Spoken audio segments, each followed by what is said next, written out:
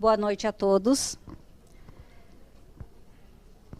Nesta data, foi submetida a julgamento pelo Tribunal do Júri de Planalto a denunciada Alexandra Salete Dolgokenski, a qual foi imputada a prática dos crimes de homicídio qualificado, ocultação de cadáver, falsidade ideológica e fraude processual. Realizado o julgamento, nessa data, os jurados decidiram o seguinte: afirmaram a materialidade dos fatos e a autoria, não absolveram a ré.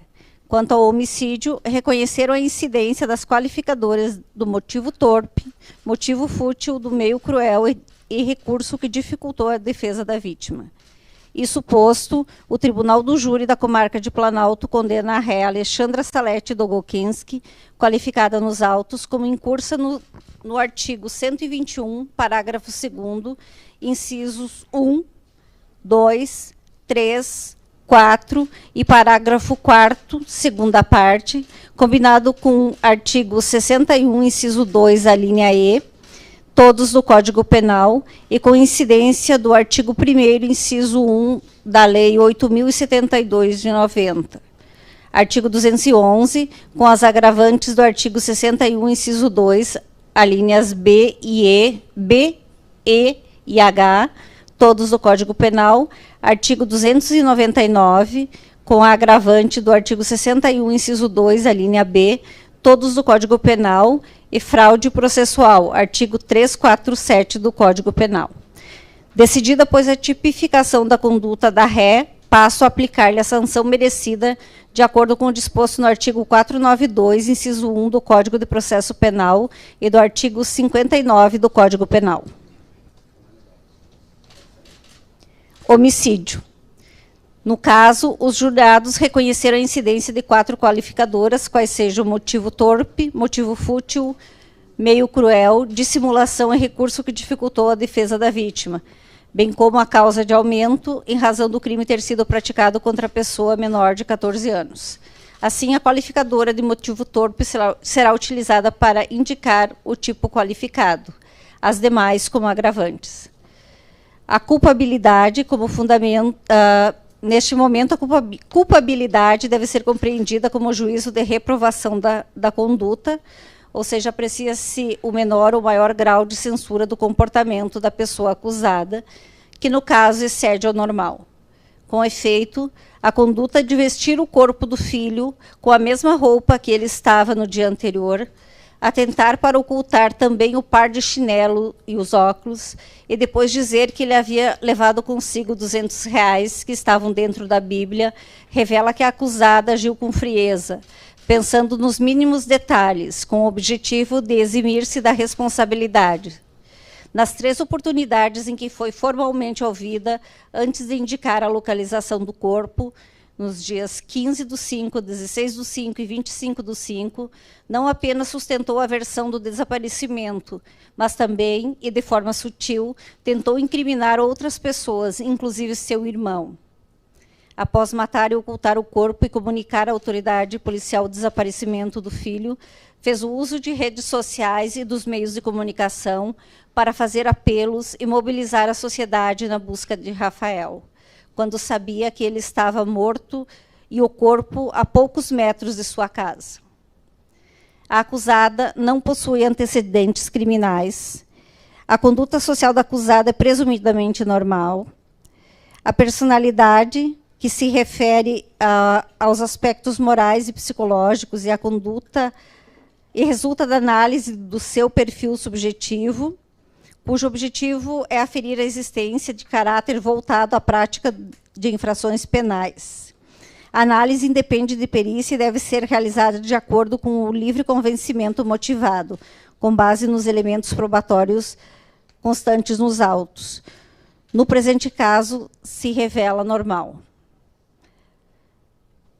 Os motivos e as circunstâncias do crime constituem agravantes e serão valorados na segunda fase. As consequências são as próprias da ação praticada e se constitui causa de aumento. O comportamento da vítima não contribuiu para a prática do fato. Atentando para os critérios já expostos e atendendo às circunstâncias do artigo 59 do Código Penal e considerando a existência de uma circunstância negativa, aumenta a pena base na proporção de 1/6, fixando em 14 anos de reclusão. Segunda fase, os jurados reconheceram que o crime foi cometido por motivo fútil, meio cruel e recurso que dificultou a defesa da vítima, as quais são circunstâncias qualificadoras e também agravantes, previstas no artigo 61, inciso 2, a linha C e D do Código Penal. Outro sim, a vítima Rafael era filho da acusada, incidindo a agravante prevista no artigo 61, inciso 2, a linha E do Código Penal. Nesta fase, a jurisprudência reconhece que compete ao julgador, dentro do seu livre convencimento e de acordo com as peculiaridades do caso, escolher a fração de aumento ou redução da pena em observância aos princípios da razoabilidade e da proporcionalidade. Todavia, a aplicação de fração diversa de 1/6 exige motivação concreta e idônea. Sendo assim, considerando a incidência de 3 agravantes, aumenta a pena base em 1/6 para cada uma delas, fixando a pena intermediária em 21 anos. Terceira fase, a vítima Rafael contava com 11 anos de idade na data do fato, incidindo a majorante previsto no artigo 121, parágrafo 4º do Código Penal, que determina o aumento em 1/3. Assim, fixo a pena definitiva para o homicídio em 28 anos de reclusão. Ocultação de cadáver.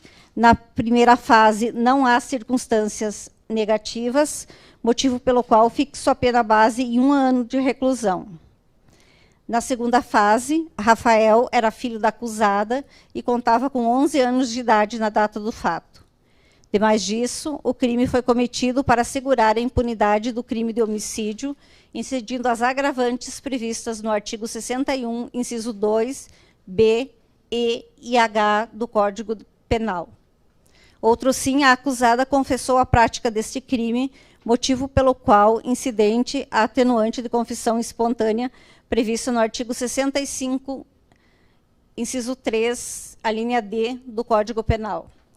Assim, considerando a existência de 3 agravantes não preponderantes e uma atenuante preponderante, aumenta a pena base em 1/6, fixando a pena intermediária em 1 ano e 2 meses de reclusão.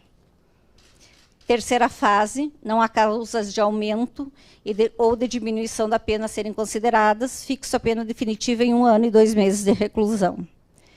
Na espécie, incide a pena de multa cumulativa, que, levando em consideração as circunstâncias acima examinadas, fixo em 10 dias multas, no valor unitário de 1/30 do salário mínimo nacional, na data do fato, tendo em vista as informações acerca da capacidade econômica da ré existente nos autos. Valor a ser corrigido monetariamente quando do efetivo pagamento.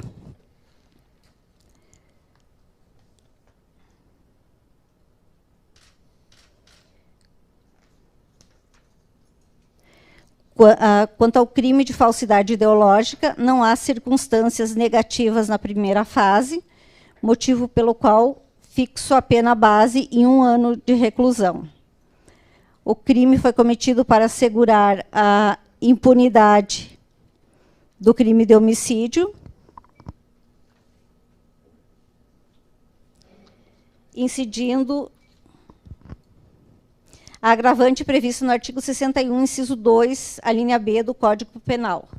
Outro sim, a acusada confessou a prática desse crime, motivo pelo qual o incidente atenuante de confissão espontânea, previsto no artigo 65, inciso 3, a linha D do Código Penal. Assim, considerando a existência de uma agravante simples e uma atenuante preponderante, faço a compensação entre ambas e mantenho a pena intermediária em 1 ano de reclusão. Terceira fase, não há causas de aumento ou de diminuição da pena a serem consideradas e fixo a pena definitiva em 1 ano de reclusão. Pena de multa, que na espécie está prevista como cumulativa, que, levando em consideração as circunstâncias acima examinadas, fixo em 10 dias multa, no valor unitário de 1/30 do salário mínimo nacional na data do fato. Fraude processual. Como o processo ainda não havia iniciado, as penas são aplicadas em dobro. Na primeira fase, não há circunstâncias negativas e atendendo às circunstâncias do artigo 59 do Código Penal e considerando a inexistência de circunstâncias negativas, fixo a pena base em 6 meses de detenção. Não há agravantes, atenuantes ou causas de aumento ou de diminuição a considerar, motivo pelo qual fixo a pena definitiva em 6 meses de detenção. Pena de multa está prevista de forma cumulativa, vai fixada também em 10 dias multas, também no valor de 1/30 do salário mínimo. Concurso material, verificado o concurso material entre os crimes, as penas devem ser somadas, nos termos do artigo 69 do Código Penal, resultando em 30 anos e 2 meses de reclusão e 6 meses de detenção, e 30 dias multa no valor de 1/30 do salário mínimo nacional na data do fato. Regime de cumprimento. Considerando a quantidade da pena aplicada, as circunstâncias do artigo 59 do Código Penal, acima analisadas, e o fato da ré estar presa há 968 dias, fixo o regime fechado para o cumprimento da pena, nos termos do artigo 33, parágrafo 2º, a linha C do Código Penal. Em atenção ao artigo 387, parágrafo 2º do Código de Processo Penal, registro que a detração do tempo em que a réa Alexandra permaneceu presa preventivamente, 968 dias, não altera o regime inicial de cumprimento de pena, uma vez que, mesmo após a subtração de tal período, ainda permanece pena maior que 8 anos. Além disso, o regime inicial fechado justifica-se pela incidência do artigo 2º, parágrafo 1º da Lei 8.072 de 90. Não é cabível a suspensão da pena privativa de liberdade e nem a substituição, diante da ausência de pedido expresso na denúncia ou manifestação ou manifestação do assistente da acusação, deixo de fixar valor mínimo de reparação dos danos.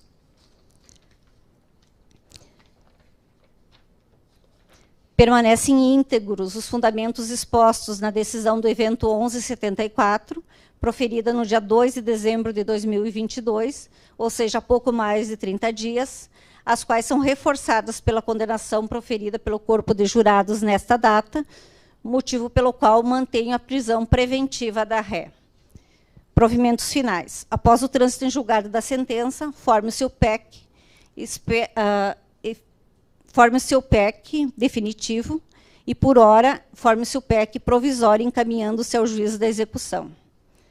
Inclua-se o nome da ré no rol dos culpados, preencha-se o BIE, comunique-se à Justiça Eleitoral. Ainda, considerando que o telefone celular de Rodrigo já foi devolvido logo após a extração dos dados e de que o Tribunal de Justiça deu provimento ao recurso do Ministério Público para manutenção da apreensão dos aparelhos de Rafael e Alexandra até o final do julgamento pelo Tribunal do Júri, o que ocorreu nesta data, determina a restituição destes e dos demais objetos apreendidos. Custas pela ré, suspensa a exigibilidade em razão do benefício da gratuidade que ora defiro. Publicada, registrada e intimados de forma presencial e eletrônica. Sentença prolatada e publicada no plenário do Tribunal de Júri, nas dependências do Fórum da Comarca de Planalto, na data de 18 de janeiro de 2023. Com o trânsito em julgado, baixe-se. Marilene Parisotto Campanha, juíza de direito. Eu quero, em primeiro lugar, agradecer aos jurados, aos senhores jurados, por terem comparecido, pela colaboração. Sem os senhores, esse julgamento não teria ocorrido. Sei que não é fácil deixar as suas residências, seus afazeres, deixar, como a gente estava comentando, a sua casa, a sua família, a sua cama, e dormir em camas diferentes, ficar 3 dias sem telefone celular, sem televisão, afastado de todos, sendo vigiado por pessoas que os senhores nunca viram, acompanhados de pessoas que os senhores nunca viram, convivendo com pessoas que os senhores nunca imaginaram conviver, é quase que tipo uma prisão. Então, agradeço muito aos senhores quero fazer um agradecimento muito especial a todos os servidores do Poder Judiciário, porque sem eles esse júri não teria saído. A todos, começando pela dona Rosa, que foi muito prestativa com todos, e dizer que assim o que os senhores viram aqui é modesto, o nosso espaço é pequeno, a gente foi se ajeitando como deu, mas foi feito com muita atenção, com muito carinho, e exigiu um trabalho de todos aqui. Os servidores aqui da comarca é um número muito reduzido, mas eles valem por muitos servidores, e eu agradeço muito pela equipe que eu tenho, porque sem eles esse júri não teria saído, com certeza. Foram eles que correram atrás de hotel, de reservar hotel, atrás de alimentação, de solicitar cadeiras emprestadas, e ligar e atender, enfim. Agradeço muito, agradeço às partes pela compreensão, pela falta de espaço, né, a todos aqui. Agradeço a compreensão da imprensa também, porque de não poder participar, né, e ao público também pela limitação de não poderem acompanhar, embora a gente saiba que é o desejo de todos, mas não havia possibilidade de todos acompanharem. Então, justamente por isso que foi transmitido pela Rede Mundial de Computadores. Meu muito obrigada, e estão dispensados. Uma boa noite a todos.